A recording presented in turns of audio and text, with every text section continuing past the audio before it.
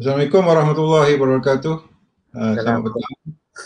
Welcome to Financial Literacy Series, satu platform perkongsian oleh ABA Malaysia. Nama saya Asri Yusof, Presiden dan juga Senior Business Advisor of ABA Malaysia, dan we are lucky that bersama kita hari ini we have Cik Syam Afzal atau Coach Syam Afzal atau nama pendeknya Coach Sam, sebagai sebagai guest saya untuk bincang part 2 of Financial Literacy Series. Untuk yang mana masih tak really faham apa itu financial literacy, kalau kita rujuk kat Google pun kita dapat bermacam-macam definition, bermacam meaning, dan juga kalau kita rujuk kat journal, journal by any university, banyak. Basically dia bercerita tentang not just on knowledge tapi ability to implement. Jadi banyak orang pergi belajar, banyak pergi kursus, sampai overloaded of knowledge tu, tapi sampai dekat office dia tak boleh nak implement, dia tak tahu nak start dulu ke, atau dia tak percaya ke, atau benda yang nak bawa masuk tu tak boleh nak buat, ataupun tak compatible dengan sistem yang dia syarikat tu, ataupun dia sendiri pun tak boleh nak buat apa. So jadi financial literacy ni basically adalah celik financial untuk not just having a knowledge tapi implement tu supaya bersikap bersikap lancar dan sebagainya. Banyak jurnal mengatakan syarikat-syarikat yang business owner dia ada financial literacy yang tinggi, akan mendapat keuntungan, ada cash flow yang tinggi dan sebagainya, because the impact of knowing the financial literacy tu. Alright? Saya nak ulang sikit apa yang kita discuss masa part 1 on the 7 August. Financial literacy adalah program atau platform sharing by Malaysia, khas untuk all about financial saja. Jadi kenapa kita pilih financial literacy ni adalah kerana dia adalah merupakan antara yang penting business owner kena faham. Financial literacy yang basically melibatkan all the numbers generated from the report daripada kita. Alright, jadi topik for today, part 2 adalah capital deficit, the impact on the financing option. Capital deficit, banyak orang confuse lagi dengan capital deficit dan juga dengan working capital, kan? Working capital adalah modal pusingan yang topik tu akan ada pada bulan September. Topik dia adalah working capital deficit. Macam mana kurangnya working capital tu akan beri impact kepada revenue growth dia.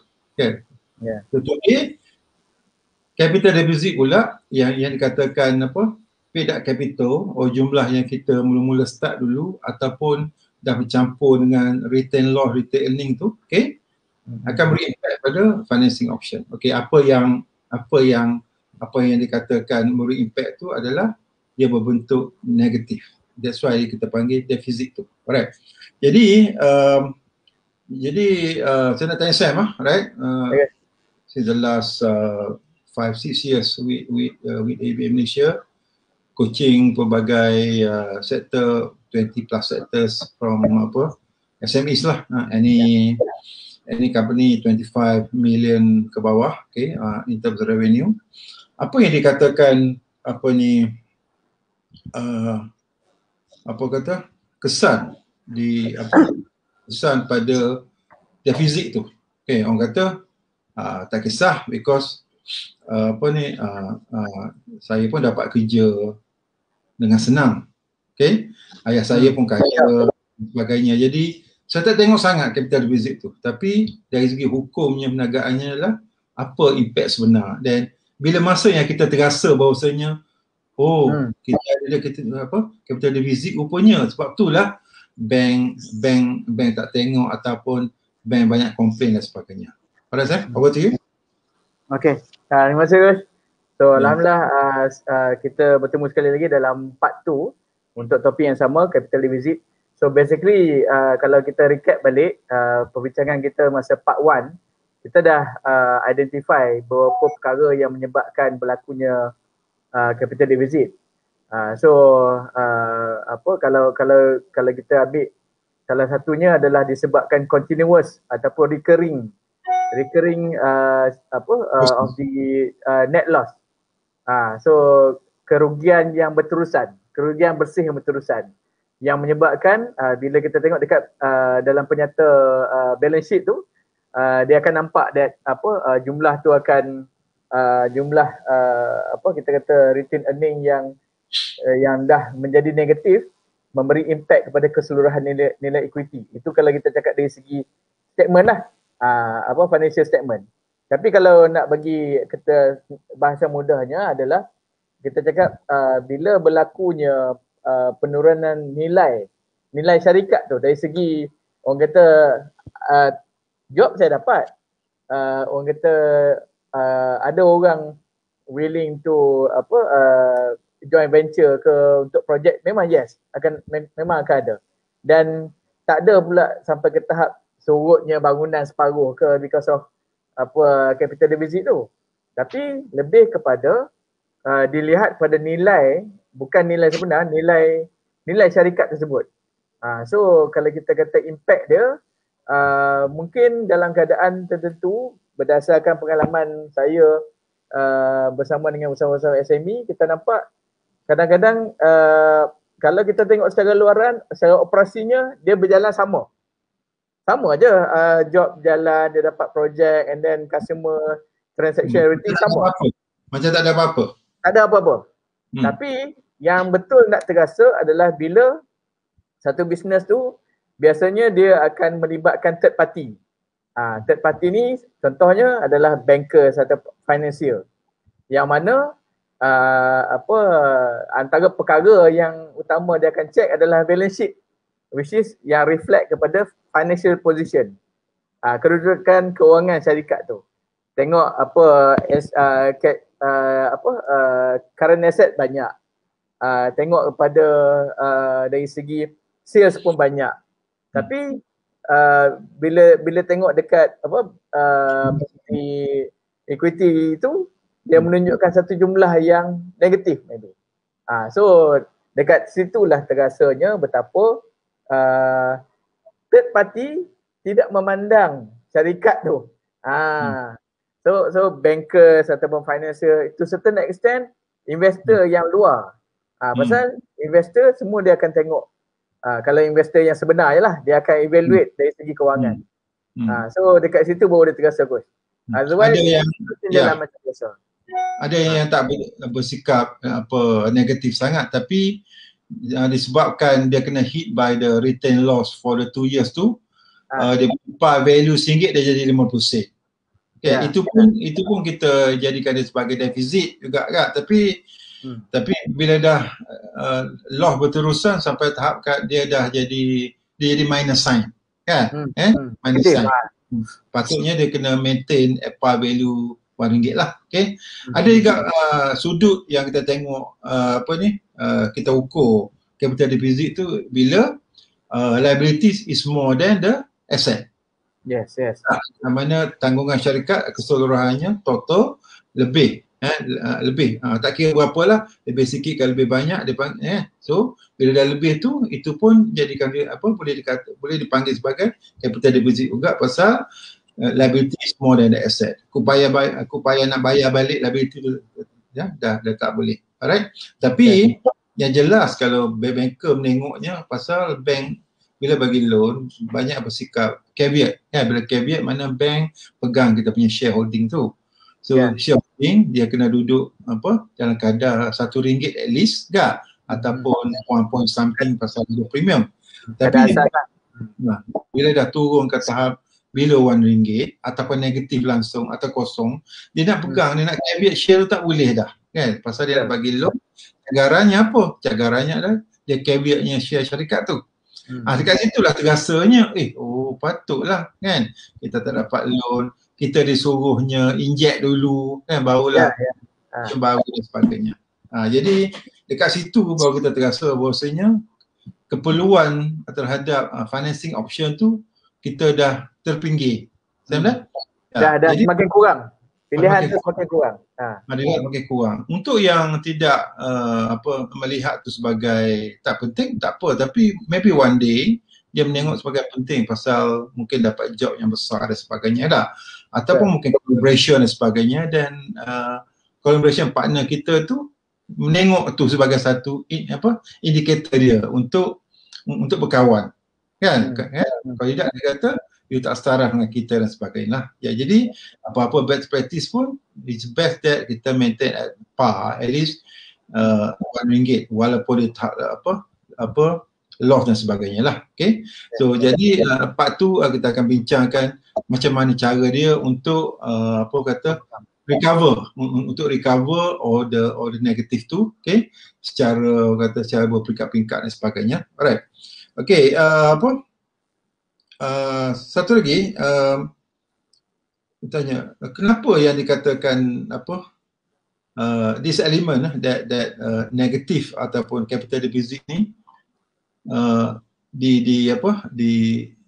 di pihak usahawan ataupun usaha tu, dia tak tahu ke, atau dia tahu dia neglect ke, atau it is really overlook, as far as you punya experience coaching or advising SME for the past 6 years basically, adakah they just intentionally ke, atau they just buat tak tahu ke, atau they really don't know, atau memang tiga-tiga tu ada? Saya lebih bawa kepada ketiga-tiga.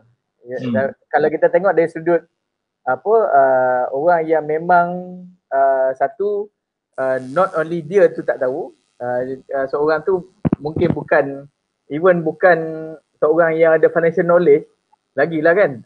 So perkara ni dalam dia punya team sendiri mungkin juga tak ada seorang yang, mungkin you ada finance staff ke, finance exec, or even finance manager sekalipun, tapi kefahaman how best that person yang memikul tanggungjawab tadi, upaya dia untuk memberitahu, bagi tahu, bagi warning, ataupun membuat satu recommendation kepada pihak pengurusan. So atas dasar dia ada pengetahuan, dia ada concern on this, dan dia pun maklum kepada pihak pengurusan. Kedua, saya nampak that perkara tu akan menjadi perhatian bila business owner tadi mendengar nasihat daripada finance guy yang ada knowledge tadi lah. Kedua adalah dalam keadaan yang dah dibagi nasihat, dah di-recommend kan, ataupun dah di-alertkan oleh third party ke, mungkin accountant ke, auditor ke, tapi atas dasar sibuk sangat ataupun rasa macam tak apalah, kemudian lah. So dia tak dimasukkan sebagai satu yang pada tahap keutamaan yang tinggi. Pasal mungkin masa tu tengah fikir nak launching new product ke, mungkin sibuk dengan nak capture new market ke. So banyak fokus ke arah kita cakap kata operational. So operational ni everyone akan busy. Busy atas dasar masing-masing ada bahagian. Tapi perkara di kita kata back office ni, finance ni, it's like back office lah. Back office ni kalau dipandang enteng ataupun diketepikan, atas dasar kemudian lah kita tengok. The moment tak diletakkan sebagai satu perkara yang utama dalam dalam bisnes, akan menyebabkan kita cakap dia takkan masukkan perkara ni dalam dia punya business plan. Ni balik kepada macam yang kita dah bincang sebelum ni tentang business plan lah. So kadang-kadang kebanyakannya kita cakap kata imbalance of planning. So dia banyak merancang macam mana kita nak buat marketing dengan lebih efektif, kita merancang untuk close more sale, kita nak masuk certain market. So whereas the back end punya part which is on the finance, data-data ataupun statistik yang ada di bahagian finance tu ditinggalkan. Atas dasar dia nak ambil tahu sale tu berapa. Sale berapa, profit berapa cukup. Pasal mungkin juga ada yang dah masuk program-program lain apa dalam perbincangan banyak bercerita pasal profit and loss saja. Kalau balance sheet pun setakat nak tengok untuk rugi je lah. Untuk rugi lah. So dalam perbincangan mungkin kalau kita tengok pada balance sheet tu just nak tengok aset you berapa. Hutang apa sibuk nak tengok jumlah tu saja. Tapi perancangan ke arah memastikan apa the whole balance sheet punya item dalam tu dari segi nak melihat sama ada perlu ditambah baik dari segi retain earning ke atau memastikan daripada negatif kepada positif capital tu kita masuk aset dengan liability ke. So bila tak dimasukkan dalam perancangan, tak masuk dalam business plan, macam kita cakap sebelum ni jugalah, selain pada imbalance, banyaknya adalah fokus kepada growth planning. Sedangkan growth ni banyak, tapi dia melihat kepada revenue growth. So sedangkan in order for them to move forward dengan growth yang lebih besar, lebih stable, memberi satu pulangan yang lebih baik, tak boleh tinggalkan faktor kewangan. So antaranya, in fact bila sebut growth pun sebenarnya melibatkan keperluan untuk mendapatkan dana untuk lagi berkembang. So of course banyak dia fikir macam mana kita nak grow ni, kita get funding daripada agensi ke, daripada commercial bank ke, ataupun pitch to investor. Yes, option tu banyak. Tapi bila dah bawa pergi ke bawa pergi ke financial institution, so ada yang reject atas dasar dia mengikut dia punya requirement lah. SOP kecuali kalau macam kita kata mungkin ada agensi yang bersifat entrepreneur development, itu mungkin dia pandang ke tepi. Tapi dia kurang sikit. Tapi coach, based on kita punya experience dalam 2 tahun ni juga, bila berurusan dengan usahawan yang dapatkan financing daripada certain agency, pun dia tekankan perkara tu. Maksudnya dia dah bawa ke arah jadi macam commercial bank dah. Walaupun ada kelonggaran, tapi perkara-perkara yang very basic, they are very strict. Macam kita pasal secret, kita pasal capital deposit ni semua dia tengok. So menyebabkan dia terus add on lagi tepat dulu. Walaupun interest dia low, tapi dia masih berkendakkan benda tu pasal at the end of the day dia pun bawa arus good practice. Betul tak? Correct. Jadi mana tak tahu ni, bila pergi kat bank cakap tak boleh loan, barulah terkejut. Oh, rupanya dah. Rupanya and then the easiest way adalah pointing finger to others lah. So yang mana katalah every year hantar kepada auditor dan sebagainya, kan? Kan auditor tak bagi tahu kita dah 3 tahun.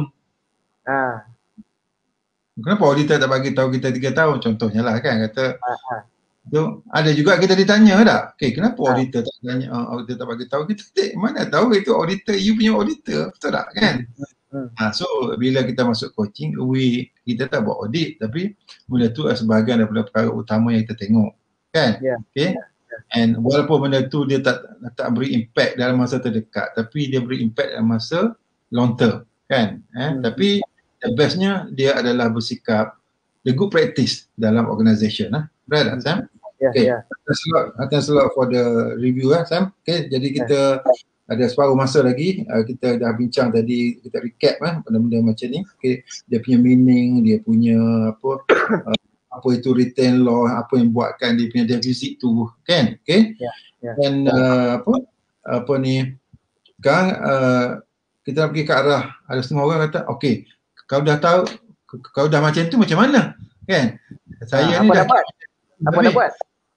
Saya ni paid capital katalah 100,000, bukan sekadar tinggal 20,000 lah, mana surut jadi 20%, bukan, kan? Dia dah negatif dah, dia dah satu kurungan yang besar, kan? Habis nak buat macam mana je, Sam? Kan? Nak buat macam mana ni? Paid capital 100,000 contoh, kan? So jadi based on your experience, katalah ada satu case study mengatakan paid capital this company 100,000, so what are the we call it action step 1 step 2 yang Sam always recommend for them to do peringkat demi peringkat okay, ataupun cara lain so apa yang dikatakan peringkat pertama or the best option yang Sam so buat. Kita ambil contoh Perak Capital yang 100,000 telah di wipe off oleh 2-3 tahun punya loss kan. Loss. Not just tinggal sikit saja Perak Capital tu, tapi totally negatif. Jadi kata contoh macam jadi negatif negatif 50,000. Jadi mana negatif 50,000, jadi mana kalau kita nak mengidealkan balik, kita kena dapatkan profit syarikat sebanyak 150,000 Sam tak? Ya. Untuk sebuah syarikat untuk dapat yang profit macam tu sekaligus susah lah kan. Okay. Jadi based on Sam punya experience, Sam cadangkan macam mana kalau this case macam ni, because at the end of the day dia nakkan satu pembaharuan. Pasal dah sedar tadi dah kan. Audisual tak cakap kat dia bila saya masuk kata Perak Capital kena buat sesuatu supaya bersifat positif. Okey, Cik Sam, macam mana nak buat? Alright. Okey, saya rasa ada beberapa option lah. Kalau kita kata senang cakapnya, pergi pinjamlah kat mana-mana, pinjam dekat orang luar, mungkin personal ke adik-beradik ke family, get that 50,000 tadi to top up balik and then make it as satu stablekan balik jadi at least pada nilai yang sama, which is balik kepada setidaknya tidak menjadi negatif coach. Itu cara senang. Tapi berapa lama capital injection lah kan. Capital injection. Injection mana owner tu datang dengan duit seketul untuk dump balik dengan new share, okay, dengan new share. Jadi sendirinya cover balik lah. Cover balik yang dah reduce tadi, dah jadi negatif. Jadi okay, now back to 100k. Tapi tak semua orang yang dilahirkan macam tu Sam. Betul.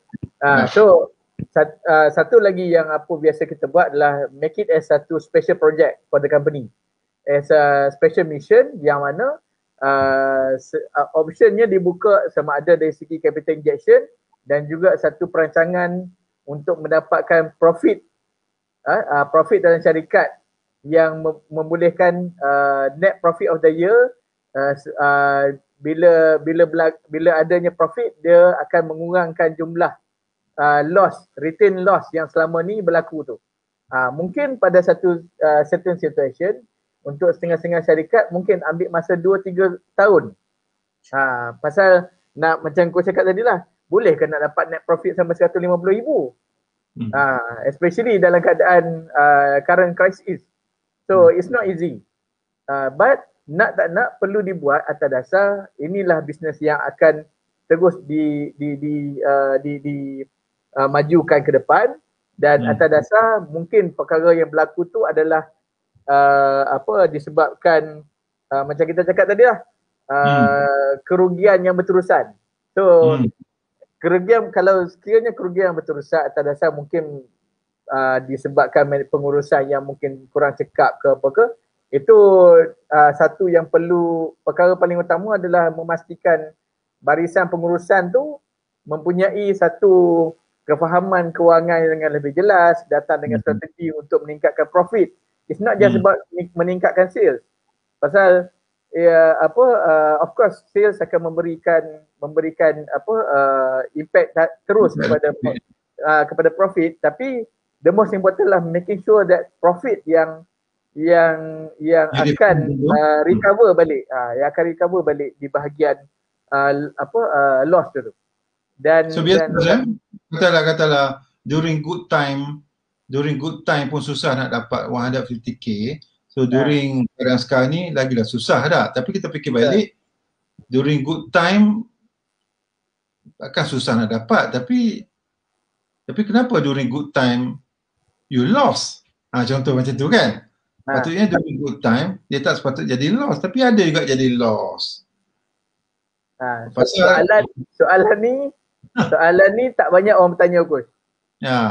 Pasal nak buat macam mana Cik Asri dah rugi je lah kan. Ada berniaga macam tu. Ataupun mungkin pada dasarnya untung kan. Tapi telah di-adjust supaya nampak the loss untuk tidak membayar, untuk dia bayar income tax dan sebagainya.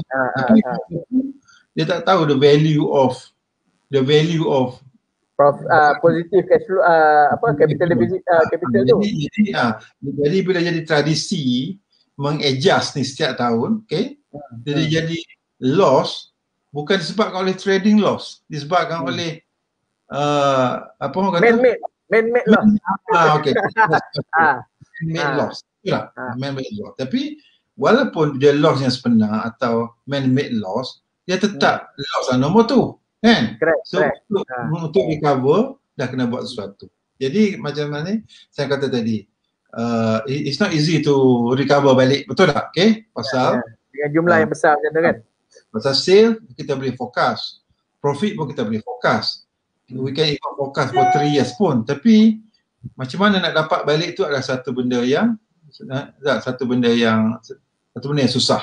Okay tak? That's why you kata tadi that kena ada team baru, kena ada satu strategi baru yang kena buat rombakan lah Gus. Buat rombakan. Ya. Rombakan. Kena buat rombakan. Bukan kabinet je rombakan. Dalam tarikat pun kena buat rombakan tu. Jadi basically for normalnya adalah kita just capital injection, ataupun the best adalah buat strategic planning yang sebenar for the next 3 years. Jadikan dia itu sebagai satu project basis. Project dipanggil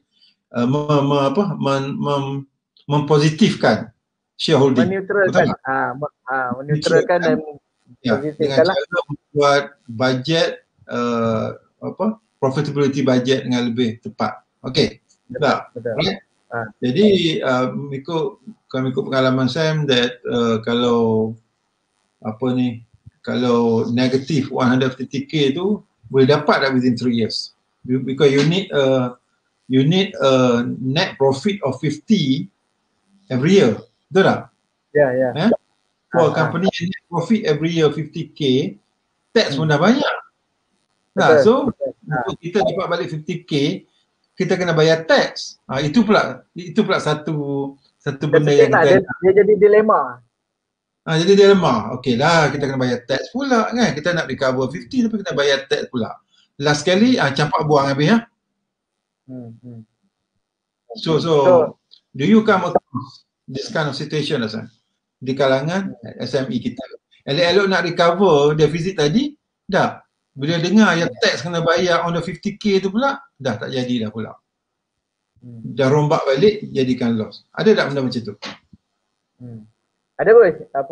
Kalau kita ambil ada beberapa case study lah yang kita sendiri go throughout this year. Saya ada dua situasi. Situasi pertama adalah memang it is real loss, meaning that dia punya trading loss yang disebabkan mungkin pada peringkat permulaan banyaknya kos-kos yang awal perlu dikeluarkan in order untuk set up the company. So especially company yang melibatkan mungkin kita manufacturing business ke ataupun melibatkan teknologi ke, dan banyak expenditure yang berlaku kat situ. So it can be ada kena hit by satu depreciation yang besar pasal dia ada asset untuk permulaan syarikat dia, betul tak? Jadi depreciation saja dah cukup untuk memberikan loss pada syarikat dia. Ada tak kes yang katalah kalau ikutnya trading itu untung, tapi tengok-tengok bila masuknya stock inventory dia jadi loss pula Jan? Ni yang point kedua saya nak share tu. Kalau point pertama adalah it's all about trading, memang trading loss, memang betul. Memang betul. Tapi perkara kedua adalah apa yang kita jumpa dalam kita punya case study juga, among some of the SME yang kita jumpa adalah disebabkan di inventory management yang tak cekap. So it can be also because of perkara yang satu lagi adalah melibatkan inventory management tadi atas dasar ke Overstated. apa? Overstated. Sorry? Overstated. Overstated, yes. Kita cakap kata mungkin dari segi pihak accountant ataupun pihak audit yang membuat audited report tu berlaku satu kesilapan dalam merekodkan jumlah stok tadi. So ditambah pula dengan keadaan seorang business owner yang mungkin bukan bidang dia, bukan dia punya tidak mempunyai satu kefahaman kewangan yang jelas, dan bila tak diterang dengan baik oleh third party tadi, accountant ataupun auditor, menyebabkan dia agree sajalah with whatever report tu. So bila berlaku macam tu, impact dia tak ada impact dekat accountant tadi ataupun auditor tadi. Impact dia adalah kepada syarikat tersebut, yang mana dia menanggung kesilapan orang lain, menanggung dalam syarikat dia, keep on recurring the same amount untuk clearkan tu. So itu yang kalau kita tengok tu, ada yang sampai mungkin 4 tahun, 5 tahun baru boleh clear. Pasal salah record membawa kepada akaun yang dah di-close kan lah. Bila dah buat audited report, memang tak boleh nak ubah.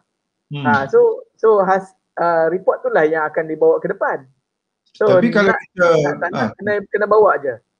Kalau kita tanya, you buat business plan tak? Kita buat business plan, tapi tak dimasukkan benda tu sebagai item dalam business plan. Jadi mana literacy itulah yang jadi tanda tanya sekarang ni. Tak? Kalau seorang atau business owner tu yang ada literacy, business plan on that matter akan dimasukkan. Betul tak? How to improve the calculate the management of the inventory. Betul tak? How to improve we call it capital deficit dan sebagainya. Tapi banyak-banyaknya kalau ada business plan lebih ke arah how to get the new market, how to dapatkan new state dan sebagainya. Okay, tapi dapat semualah kan, apa yang dia plan tu dapat. Cukup tahu dia tak menjadi apa yang dia nak tu juga. Still lost. Tapi masih dia tak tahu kenapa dia bisnes dia patut untung dia tu. Dah target semua dah achieve. Dah. So dalam kes ni saya terjumpa banyak usahawan yang bagi you dia punya financial literacy is not that high ataupun rendah ataupun tak ada langsung, despite of dia dah berbisnes lama. Ada tak? Ada. Banyak. So banyak yang kita ada dua lah. Bila you tak tahu, you pergi belajar and then you become someone yang mula mengambil tahu, and then sentiasa ada rasa nak memastikan all these compliance, all these issues menjadi satu keutamaan dalam syarikat. So pada saya, daripada you tak tahu, you pergi belajar, you know, then you take action on it. Meaning that masukkan dalam sebahagian daripada perancangan syarikat ke apa ke, itu menunjukkan you ada satu literasi yang tinggi. Walaupun you tak ada satu financial knowledge yang tinggi, but kehendak nak melihat report, kehendak nak melihat di changes in term of dia punya financial position, tu adalah satu ciri-ciri yang lebih penting pada saya berbanding dengan seorang yang mungkin ada latar belakang kewangan ataupun perakaunan, but just couldn't care less. Atas dasar, aku tahulah benda ni, lagipun kita fokus lah kita punya sales ni, bawa masuk sales dulu, ataupun kita make sure operation berjalan lancar, stok ada cukup, okay. Pasal it's like macam ada hijab yang melindungi dia daripada nampak bahagian tu. Of course, kita tak boleh nak to certain extent, yes, you mungkin tak ada knowledge, tapi adalah menjadi satu tanggungjawab kepada usahawan, kepada business owner untuk mencari knowledge tu. Tu banyak-banyaknya adalah saya tak tahu That's why saya buat macam ni. So dia tak habis. Hmm. So Betul, bukan cakap. kehendak ke arah apa financial knowledge tadi tu, dia bermula dengan financial literacy dia. So dia suka, dia nak ambil tahu, then dia akan belajar. So throughout kita punya experience with SME ni, kalau kita kata saya sendiri pun, saya banyak berjumpa juga dengan usahawan yang bukan berlatar belakangkan bisnes, finance ataupun accounting, but they are very concerned. Whenever kita ada session, one of the session tu ataupun salah satu pertanyaan yang dia akan tanya adalah how can we improve further our finance, dari segi sama ada operationnya ke, dari segi kita kata financial operation, dari segi proses, it can be dari segi reporting system, it can be dari segi kita kata how best that we can improve our gross profit. Itu dah kira dah cerdik banyak lah tu. Tinggi lah, satu taraf literasi yang tinggi. Pasal bila dia boleh cakap kata based on kita punya discussion, kalau nampaknya untung kasar kita ni kecil. So macam mana kita nak boleh tingkatkan kita punya untung kasar supaya at the end net profit pun makin naik.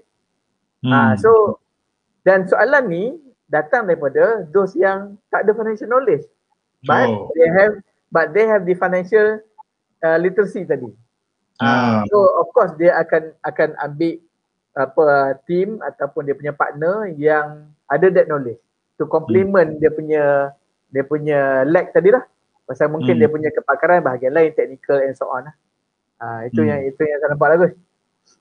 So basically dalam duduk berurusan dengan SME harian, mingguan, bulanan, tahunan, boleh katakan financial literacy ni is not a small thing.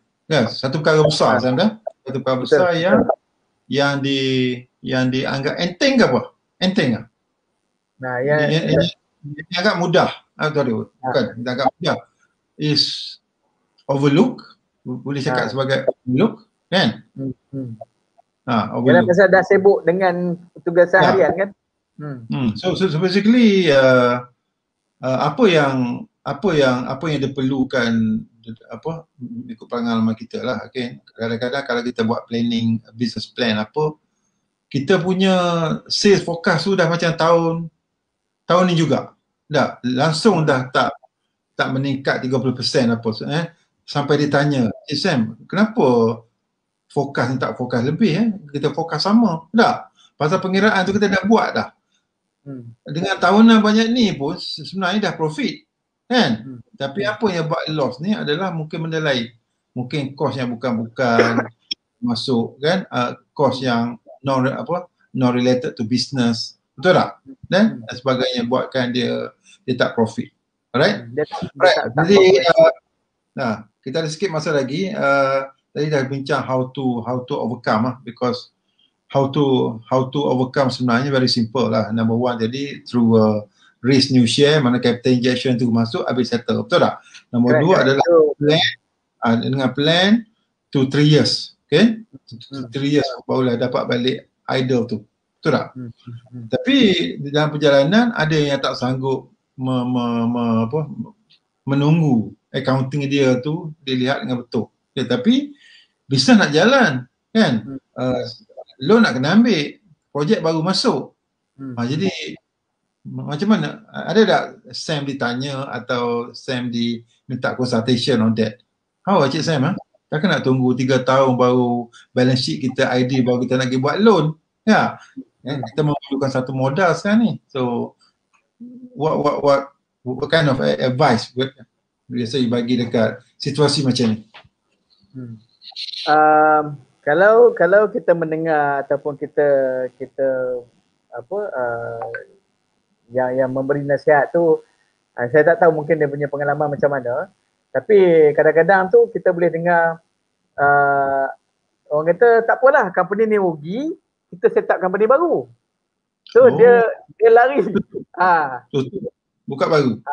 buka baru. Tu cara senang. So ini adalah satu cara pemikiran yang kat luar lah, yang mana ABA kita tak pernah nasihatkan macam ni. Pasal saya rasa benda tu anyone boleh fikir. But how long are you going to run away daripada this issue? At the end, nama syarikat tetap di bawah your name. Orang yang sama. Orang yang sama. So pada saya, saya melihat dari sudut ada selain pada kita kata risk capital injection tadi, selain pada kita kata buat planning, pada saya nak tak nak memang kena buat planning lah Gus. Tetap cuma are you willing to wait for 3 years ke, ataupun you willing to work very very hard, dia jadi setahun setengah je dah recover. So it goes back to all the numbers yang ada. It can be dia nak buat combination. While waiting nak tunggu 3 tahun tu mungkin kata panjang, tapi dia dalam perjalanan 3 tahun tu mungkin dia boleh ada ruang untuk dapatkan personal investor yang masuk ke, dia buat pinjaman dengan kawan-kawan ke family. So dia akan shorten. Based on trust. Totally based on trust. Based on trust. Kalau based on number tak dapat lah. Tobat lah. Based on number tak dapat. Based on trust. Correct. So dalam kita punya perbincangan dengan SME dekat yang dalam situasi macam ni, selalunya bila kita berbincang pasal business plan, rata-rata dia membuat perancangan berdasarkan last year kita dapat berapa, this year kita naikkanlah sikit. Meaning that last year, contohlah last year 1 million. So this year kita nak kena naikkan 20% ke 30% ke. So 30% jadi 300,000. So this year meaning that akan jadi 1.3. Tapi bila dibentangkan kepada kita, kita akan, of course lah, ABA kita banyak bertanya tu atas dasar nak bagi dia clear and then make it selesai dengan betul. Kadang-kadang tanya banyak pun dia marah juga kan? Ada juga tak tanya. Awak ni banyak betul tanyalah. Ada ke? Ada juga, tapi kita tanya tu atas dasar soalan tu tak pernah ditanya. No one else would ask that question. Even owner tu sendiri pun kadang-kadang, yalah pasal kalau otherwise dia tak adalah engage ABA masa tu kan. So pada saya satu lagi adalah bila kita cakap kata dia nak buat perancangan tu, ABA kita sentiasa melihat kepada financial report. That's why report yang ada nak kena reliable, nak kena accurate, kena timely. Otherwise datang tanpa all those information, terus minta cadangan macam mana nak buat, kita pun tak boleh nak bagi sebarang suggestion. Otherwise dia kata, oh Jack Sam lah cakap, ABA lah yang cakap suggest macam ni. So without looking into the data akan menyebabkan perancangan tu jadi tak betul. Pasal dia kata apa lagi nak, last year dah 1 million, this year is 1.3. So bila kita ada situasi yang kita cakap kata syarikat tu memang dalam capital deficit, itu dah masuk dalam kita punya kiraan. Bila kita nak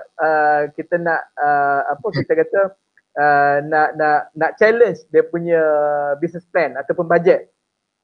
So dalam keadaan dia kata okey dah ni, dulu 1.3 kita naik 30%, jadi dulu 1 million jadi 1.3, sekarang ni is huge dah, 30 dah. Apa lagi nak? Kata why we ask this question is basically kalau tengok you punya macam kita cakap tadi lah, capital deficit sampai ada minus 50,000, minus 50,000, and then you cakap kata oh saya tak boleh nak tunggu lama, saya nak cepat. So kalau nak cepat, can you get that 150,000 profit tadi dalam masa 1 year? So that's why lah unless dia ada satu perancangan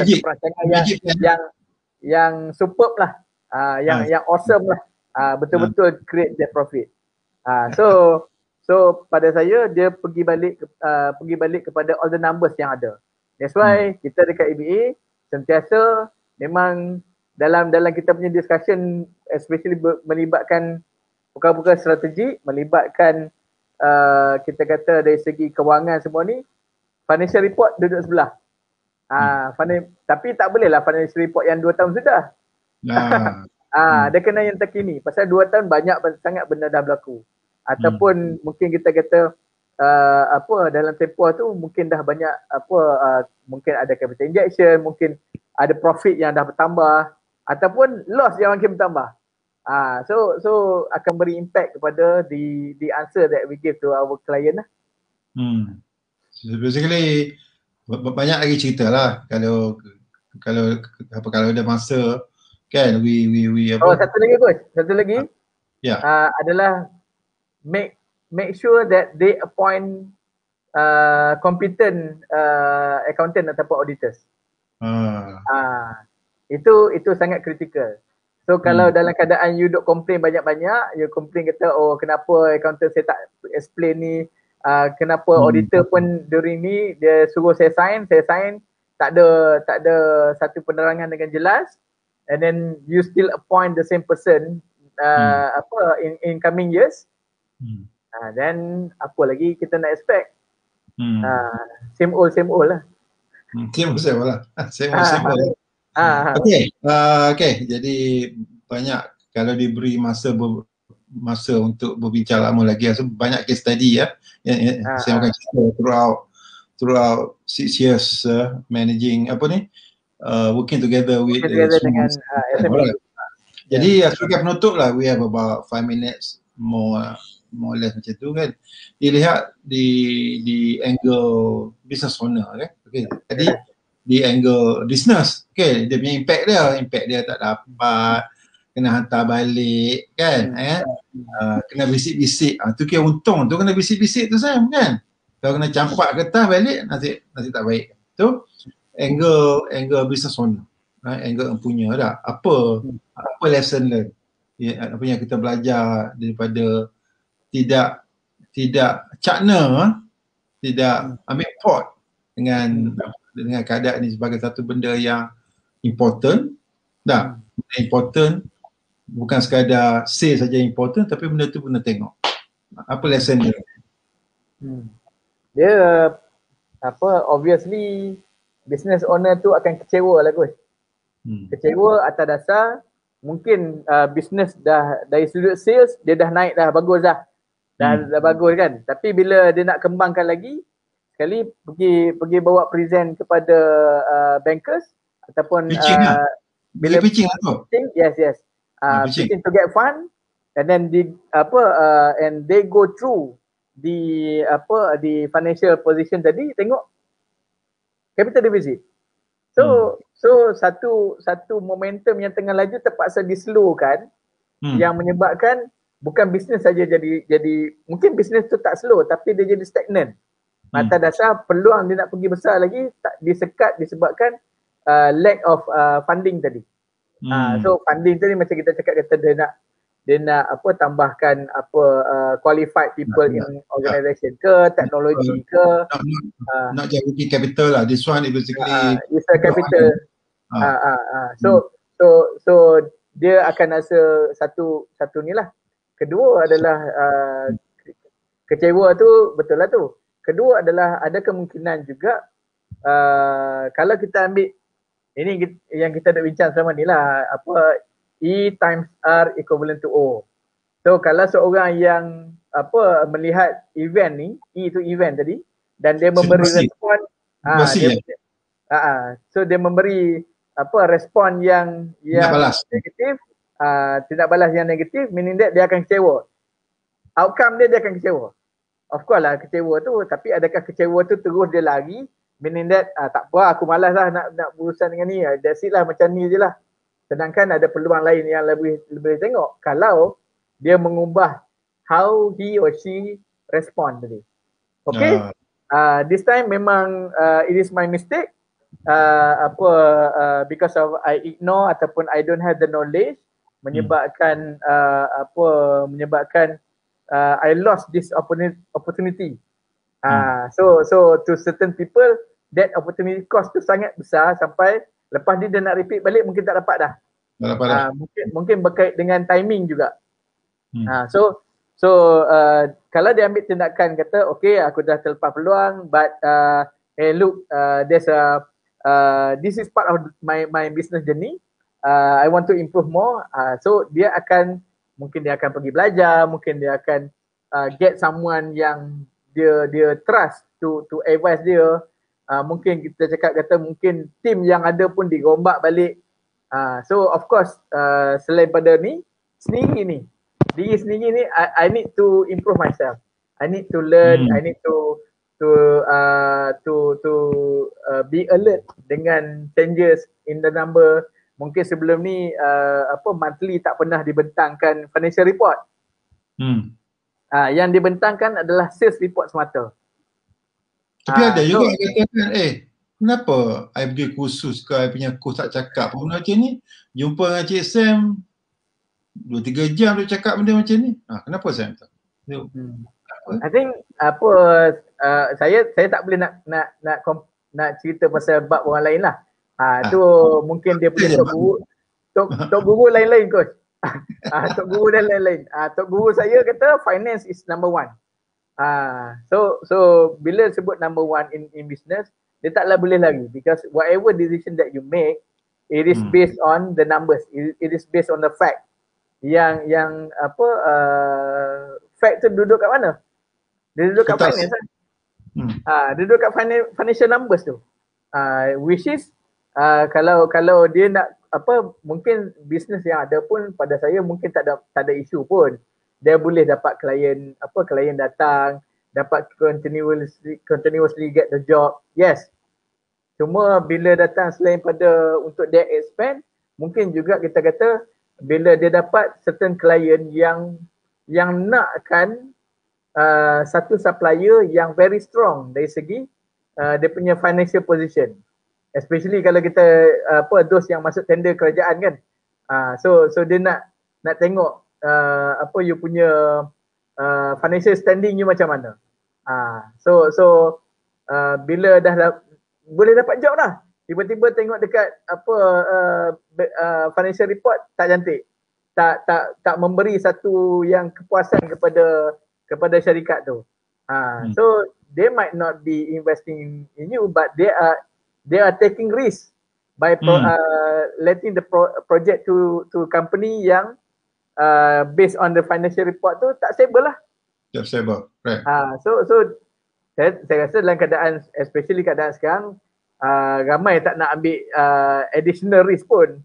Pasal risk dah banyak dah. Dia nak ambil lagi, dia mungkin dah kata that's it lah. So saya nampak itulah coach yang jadi satu penting kat dalam SME sekarang ni. Thanks a lot for your sharing Sam. Basically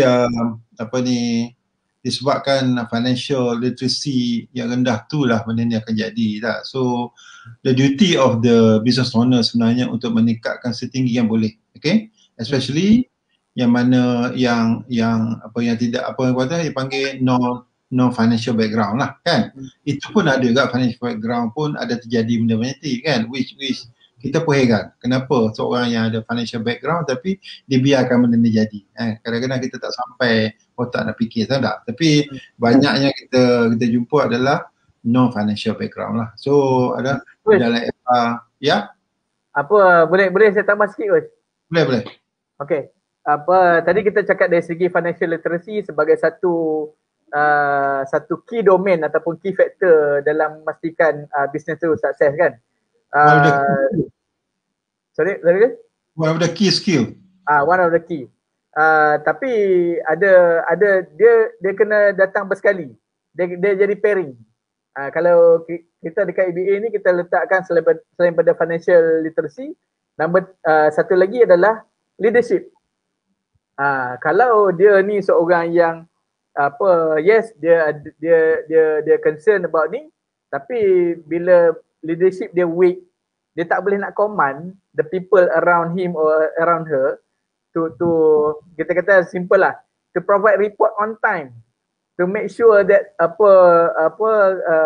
tak berlaku wrong reporting, to make sure that all the financial reporting process tu efficient.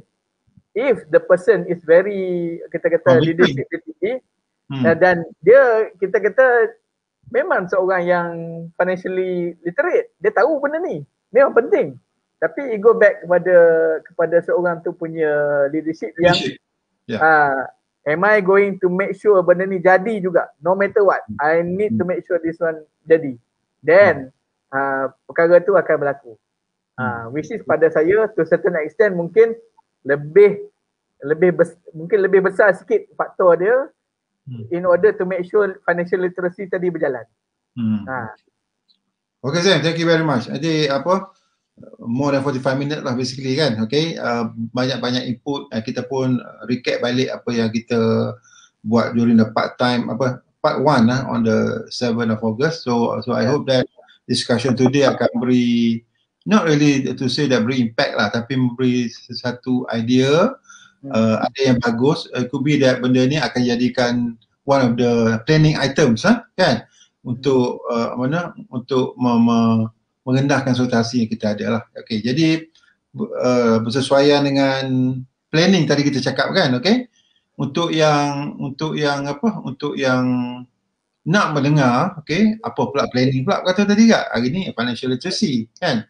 Okay, planning audience yang ada kat luar sana boleh bersama dengan Cik Sam juga besok. Okay, dia di hosting his own sharing platform nama Planning Series. Okay, Planning Series pukul 9.30. Okay, and the guest guest utamanya adalah saya juga. Okay, kebetulan saya pun free besok. Okay, dan untuk yang ada masalah inventory juga, okay, inventory yang sebahagian pada masalah juga yang kita sebut tadi lah, boleh juga pukul 11 pagi Cik Sam dengan reverse consulting akan berbincang dengan part 2 macam mana nak menguruskan inventory banyak. Pasal inventory pun sebenarnya kalau kita duduk dalam construction or retail kan, dia memang adalah satu perkara yang kena duduk atas sekali. Benda tu penting sangat. Kalau tidak, dia punya trading profit tu every year tu untung, tapi tengok financial report loss lagi. Pasal dah tersilap kira ke belakang kan, benda tu bukan senang nak ubah. Alright. So thank you very much Sam for your time tonight.